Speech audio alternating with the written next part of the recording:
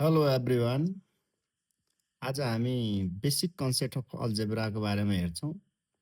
हामी अल्जेब्रामा यो बेसिक कन्सेप्टहरू नजान्नाले हामीले चाहिँ विभिन्न क्वेसनहरू सल्भ गर्न सक्दैनौँ। त्यसैले हामीले बीजगणितमा भएका सामान्य अवधारणाहरूको बारेमा आज सिक्दैछौँ।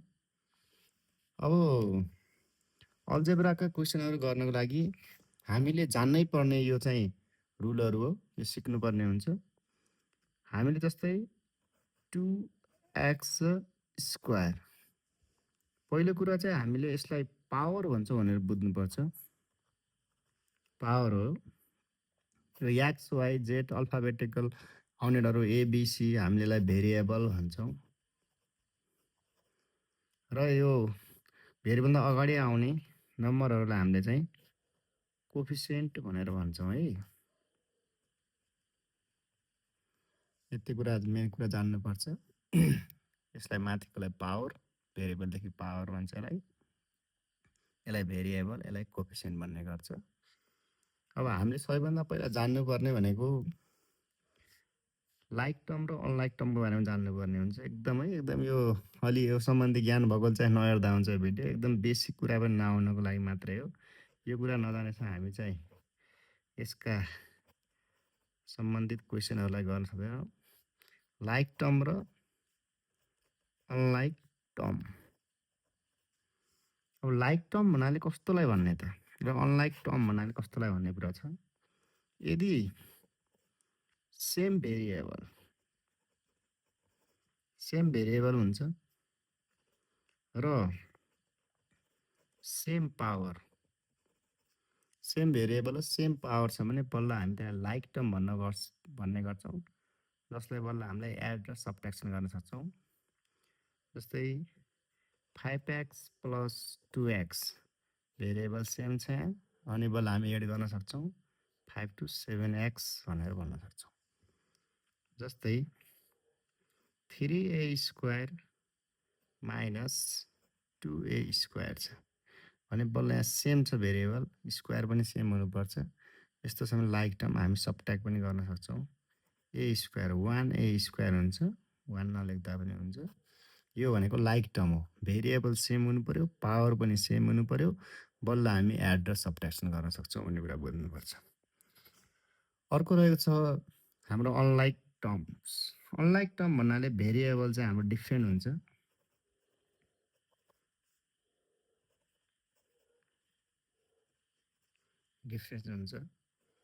पावर पनि डिफ्रेन्ट हुने गर्दछ।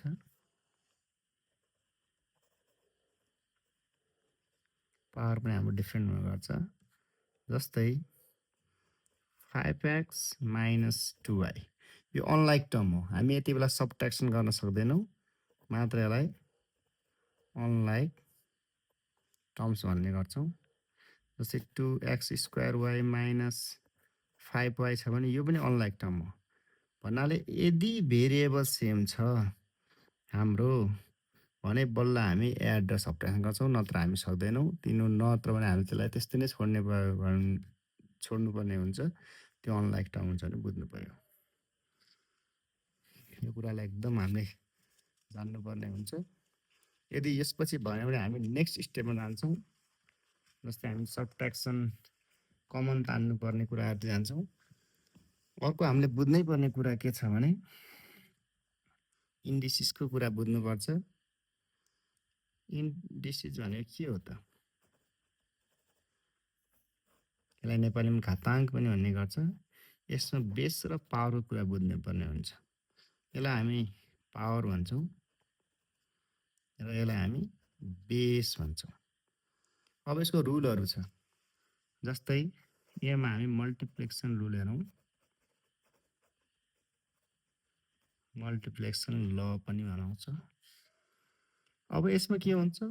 The power is added when the base are same. यदि बेसहरू सेम छ भने बल्ल हामी पावरहरूलाई हामी एड गर्न सक्छौँ मल्टिप्लेक्सनमा। जस्तै a को पावर m इन्टु a को पावर n छ भने अब a को पावर m प्लस n हुन्छ। एउटा फर्मुला बेसमा रहन्छ। जस्तै यो चाहिँ कस्तो भन्न खोज्यो भने इक्जाम्पल हेरौँ।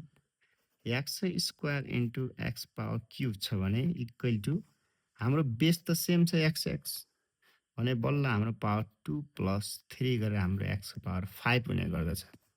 भन्नुको मतलब सिम्पल बेसिक रूपमा हामीले चाहिँ सिक्दा कसरी सिक्छौँ भने एक्स दुईवटा एउटा दुईवटा एक्स कतिवटा तीनवटा टोटल 1 2 3 4 5 एक्सको पावर 5 भनेर हामीले चाहिँ पढ्ने गरेको सानो कक्षामा। त्यसैले बेस यदि सेम छ भने पावरहरू एड हुन्छ भन्ने कुरा बुझ्नु पऱ्यो। वाइ इन्टु वाइ छ भने वाइको पावर अब कति हुने वाइ वाइ वाइ स्क्वायर हुन्छ। कसरी स्क्वायर भयो त वाइको पावर 1 वाइको पावर 1 हुन्छ। वाइ बेस सेम छ भने पावर 1 1 जुत्दा 2 भएको हो भनेर बुझ्नु पऱ्यो। त्यसो 2 को पावर क्युब इन्टु 5 पावर 2 छ भने अब यतिर बेस सेम भएन कि हामीले यस्तै चाहिँ गर्न सकेनौँ। यसलाई फेरि हामीले चाहिँ क्युब र स्क्वायरमा लगाएर गर्नुपर्ने हुन्छ। तर यहाँ 2 को पावर क्युब माइनस 2 को पावर 5 छ भने के भन्नुभयो बेस सेम छ अनि 2 को पावर 3 प्लस 5 गरेर 2 को पावर 8 हुन्छ भन्ने कुरा बुझ्नु पऱ्यो। यस्तो हुन्छ पावरको ल।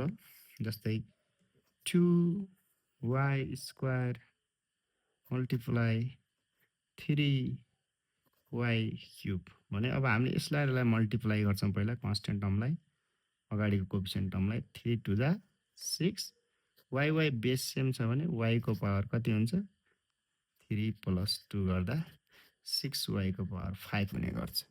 यो मल्टिप्लेक्सन गर्दा यसरी हामीले चाहिँ पावरहरू एड हुन्छ यदि हाम्रो चाहिँ के छ त भेरिएबलहरू सेम छ। जस्तै एक्सको पावर 2 इन्टु वाइको पावर 3 छ। बेस सेम भएन भने हामीले मल्टिप्लाई गर्न सक्दैन। खालि answer x square why cube जे छ त्यही हाम्रो एन्सर हुने गर्छ। त्यसैले बेस सेम भएको बेला मात्रै हामीले पावरहरू एड गर्छौँ भन्ने कुरा बुझ्नु पऱ्यो मल्टिप्लिकेसन लमा। अब नेक्स्ट हामी हेर्छौँ यहाँ यसमा हामीले हेर्ने भनेको बीमा डिभिजन ल। डिभाइडमा हामीले के गर्छौँ त यदि बेस सेम छ a को power m divide by a को पावर n छ भने a को पावर m माइनस n भनेपछि हाम्रो सब्ट्र्याक्सन हुन्छ भन्ने कुरा बुझ्नु पऱ्यो यसमा। जस्तै इक्जाम्पलको रूपमा हामी हेर्छौँ। इक्जाम्पलको रूपमा हामीले हेर्छौँ जस्तै एक्सको पावर 5 डिभाइड बाई एक्सको पावर 2 छ। डिभाइडको रूपमा लेख्दा एक्सको power 5 divide by X power 2 हुन्छ। अब बेस सेम छ एक्स बेस सेम छ भने एक्स एउटा लेखिने 5 माइनस 2 गरेर हामीले चाहिँ माइनस गर्नुपर्छ एक्सको पावर 3 भनेर हामीले यसरी आउने गर्छ।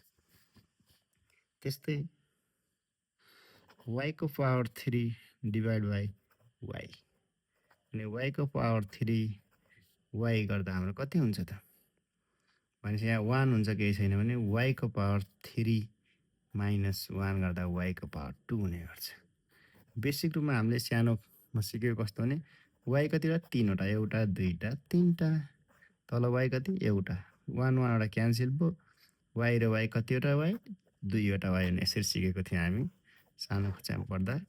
त्यसैले यदि बेस सेम छ डिभाइडको रूपमा छ भने माथि पावरमा माइनस हुन्छ घट्छ भन्ने कुरा बुझ्नु पऱ्यो। एउटा यो ल जान्नै पर्ने हुन्छ एकदम है। यो बेसिक कुरा है मन पऱ्यो चाहिँ लाइक गर्नु होला। बेसिक कुराहरू सिकाइरहेको छु मैले यसमा। अर्को जेरो इन्डेक्स ल भन्ने छ। अब जेरो इन्डेक्स ल भने पावरमा 0 भएपछि के हुन्छ भन्ने कुरा जस्तै हामीलाई सोधिरहन्छ एक्स पावर 0 कति भन्छ 1 हुन्छ जहिले पनि। यदि कुनै पनि भेरिएबलको पावरमा वा कुनै पनि टर्मको पावरमा 0 छ भने त्यसको भ्यालु चाहिँ एन्सर चाहिँ 1 हुन्छ भने जस्तै एक्स प्लस वाइको पावरमा 0 छ भने यसको पनि 1 नै एन्सर हुन्छ। 2 को पावर 0 छ भने 1 नै एन्सर हुन्छ भनेर बुझ्नुपर्छ हामीले। त्यसैले यसलाई जिरो इन्डेक्स ल भन्छ। जसको पनि पावरमा 0 आओस् भने त्यसको भ्यालुको एन्सर चाहिँ 1 हुन्छ भन्ने कुरा बुझ्नु पऱ्यो। अर्को हामी डी नम्बर हेरौँ पावर ल।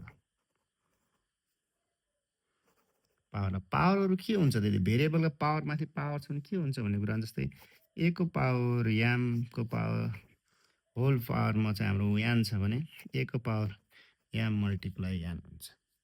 भन्नुको तात्पर्य के हो भने एक्सको पावरमा 2 को पावर क्युब छ भने एक्सको पावर 2 इन्टु 3 हुने गर्छ जसले एक्सको पावर 3 टु जा 6 हुन्छ भन्ने कुरा बुझ्नु पऱ्यो। भने पावरहरू एक आपसमा मल्टिप्लेक्सन हुँदो रहेछ भन्ने कुरा बुझ्नु पऱ्यो। जस्तै वाइको पावरमा 3 होल पावरमा 6 छ भने y3 * 6 गर्दा y को पावर कति भयो? 6 3 जा 18 हुन्छ भन्ने कुरा बुझ्नु पर्यो। यसरी हामीले चाहिँ पावर ल पनि हेर्न सक्छौँ। एकदम इम्पोर्टेन्ट क्वेसन छ। यति ल चाहिँ हामीले जान्नुपर्छ इन्डिसेसको। यो जानिसकेपछि अर्को हामीले बेसिक कुरा सिक्नुपर्ने भनेको चाहिँ के छ भने अब अल्जेब्रिकलको मल्टिप्लेक्सन रुलहरू पनि जान्नुपर्ने हुन्छ हामी।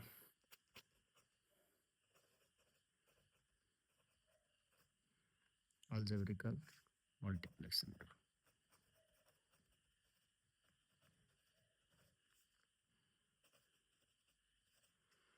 अल्जेब्रिकल मल्टिप्लेक्सन रुल पनि जान्नुपर्ने हुन्छ। अब यसमा हामीले के कुरा बुझ्नुपर्छ भने मल्टिप्लिकेसन गर्दा कसरी गर्ने त? अब हाम्रो चाहिँ नम्बरहरू हुन्छ चाहिँ 5x * 3y छ भने पहिला हामी नम्बरहरूको मल्टिप्लिकेसन गर्नुपर्छ। कोफिसिएन्टको मल्टिप्लाई गर्नुपर्छ। 5 3 जा 15। एक्सले वाइलाई गर्दा सेम भेरिएबल छैन, पावर एड हुँदैन, त्यसैले एक्स वाइ नै हुने गर्दछ। यो कुरा बुझ्नु पर्यो। अब जस्तै यसमा हामीले एउटा कुरा के छ, भेरिएबलहरू सेम हुँदा कस्तो हुन्छ, जस्तै 5x * 3x छ मान। अब 5 3 जा 15, एक्स एक्स सेम छ कि छैन? यदि सेम बेस छ भने हाम्रो पावर एड हुन्छ भनेको मैले एक्स एक्स गर्दा एक्स स्क्वायर भयो, 15x स्क्वायर हुने भयो। यो कुरा पनि बुझ्नु पर्यो। अब जस्तै यस्तो 3a² मल्टिप्लिकेसन 5a² छ। 3 5 जा 15 a² छ। बेस सेम छ, पावर जोडिन्छ। a 2 र 2 जोड्दा a को पावर 4 हुन्छ भनेर बुझ्नुपर्छ। यदि हाम्रो भेरिएबल सेम छ भने हाम्रो पावरहरू एड हुन्छ मल्टिप्लिकेसनमा। नम्बर चाहिँ मल्टिप्लिकेसन गर्न मिल्यो, तर यदि सेम छैन भने जे छ उही लेख्नुपर्छ भन्ने कुरा बुझ्नु पर्यो हामीले। अब मोनोमियलले बाइनोमियललाई मल्टिप्लिकेसन गर्न सिक्नुपर्ने भयो। त्यस जस्तै मोनोमियल मल्टिप्लाई बाई बाइनोमियल। अब मोनोमियल भनेको के, बाइनोमियल भनेको के? मोनोमियल भनेको सिङ्गल टर्म भएको, बाइनोमियल भनेको डबल टर्म भएको, टर्महरू भएको। जस्तै 3x ले कसलाई गर्नु पर्यो, 2x + 5 लाई मल्टिप्लिकेसन गर्नु पर्यो। अब 3x ले पहिला 2x लाई गर्छ, फेरि 3x ले 5 लाई गर्ने गर्छ मल्टिप्लिकेसन। बुझ्नुपर्छ। 3 2 जा 6x x² प्लस 3 5 जा 15 x x। यसरी गर्नु पर्यो हामीले। प्रत्येक टर्मलाई हामी चाहिँ मल्टिप्लिकेसन गर्नुपर्छ भन्ने कुरा बुझ्नु पर्यो। जस्तै अर्को बाइनोमियलले बाइनोमियललाई गर्ने कुरा आउँछ। जस्तै x + 3 ले हामी जस्तै x + 5 लाई गर्नु पर्यो भने यो एक्सले कसलाई मल्टिप्लाई गर्छ त, एक्सलाई पनि गर्छ, 5 लाई पनि गर्छ। यो 3 ले कसलाई गर्छ, एक्सलाई पनि मल्टिप्लिकेसन गर्छ, 5 लाई पनि मल्टिप्लिकेसन गर्छ भन्ने कुरा बुझ्नु पर्यो। जस्तै एक्सले कसलाई गर्ने भयो, x + 5 लाई सुरुमा गर्ने भयो, फेरि +3 ले कसलाई गर्ने, x + 5 लाई मल्टिप्लिकेसन गर्नुपर्ने भयो। अब एक्सले एक्सलाई गर्दा x², एक्सले 5 लाई गर्दा 5x प्लस 3 ले एक्सलाई गर्दा 3x प्लस 3 5 जा 15। x² प्लस बेस सेम छ भने हामीले एड गर्न मिल्छ। 5 + 3 8x प्लस 15 हाम्रो चाहिँ एन्सर आउँछ। यसरी हामीले गर्नुपर्ने हुन्छ। अब एकदम बेसिक रुलहरू हो। यस्ता कुराहरू नसिकेसम्म हामीले चाहिँ अगाडि बढ्न सक्दैनौँ। यिनी कुराहरूलाई एकदम ध्यान दिएर हेर्नु होला। र यो हाम्रो अल्जेब्राको एकदम बेसिक कुरा हो। यति कुरा सिकिसकेपछि बल्ल हामी अगाडि बढ्छौँ। अब मैले यसमा चाहिँ यही अल्जेब्रा सम्बन्धी क्लास 8 को 9 को र 10 को चाहिँ भिडियोहरू बनाउँछु। अब त्यो भिडियोहरू चाहिँ हेर्नु होला। पहिला यो बेसिक कुरा नजानेसम्म त्यहाँ चाहिँ हामी प्रवेश गर्न सक्दैनौँ। अब यसको साथै